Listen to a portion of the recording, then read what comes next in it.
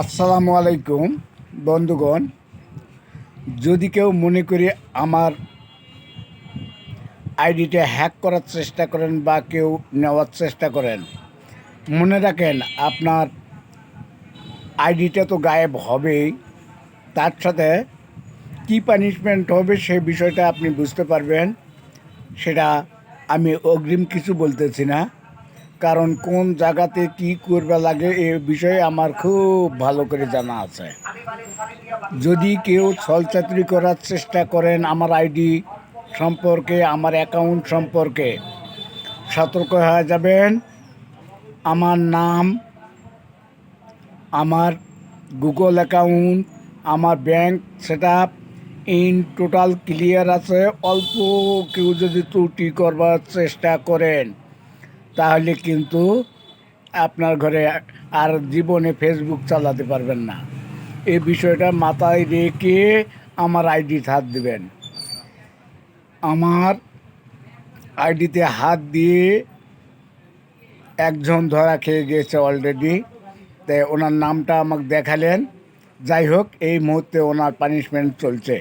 তো আশা করি আপনারা এই পানিশমেন্টের পাল্লাত পড়বেন না। আমার নামটা অন্য কার আইডিতে যাবেন, ঢুকবেন, আপনার ব্যক্তিগত ব্যাপার, তাতে আমি কিছু বলবো না। কিন্তু আমার আইডিতে ঢুকার চেষ্টা করেন না, ঢুকলে আপনাদের খবর আছে।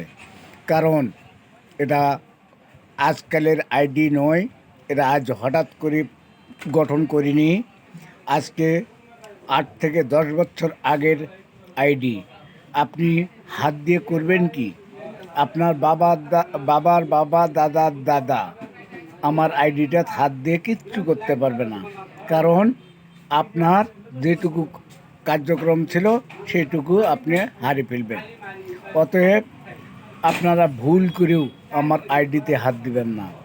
আমার আইডিতে হাত দিয়ে হ্যাক করার চেষ্টা বা আমার আইডিটা কোনো কিছু করার চেষ্টা করে লাভ নেই, কারণ আমি সরাসরি ফেসবুকের সাথে দীর্ঘদিন ধরে আছি। ফেসবুক আমাকে যথেষ্ট পরিমাণ চেনে এবং জানে। অতএব আমার মাঝে সাঝে ফেসবুকের সাথে আলাপ আলোচনা চলে। অতএব আপনারা আমারটা হাত দিয়ে কোনো লাভ করতে পারবেন না। দয়া করে আপনাদেরকে সতর্কমূলক একটু বাণী শোনালাম।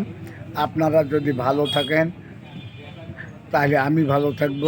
আপনারা খারাপ অবস্থানে গেলে আমাকে বাধ্য করবেন না। ইনশাল্লাহ আপনারা বুঝে গেছেন, আর বেশি কিছু বলার দরকার নাই। আসসালামু আলাইকুম।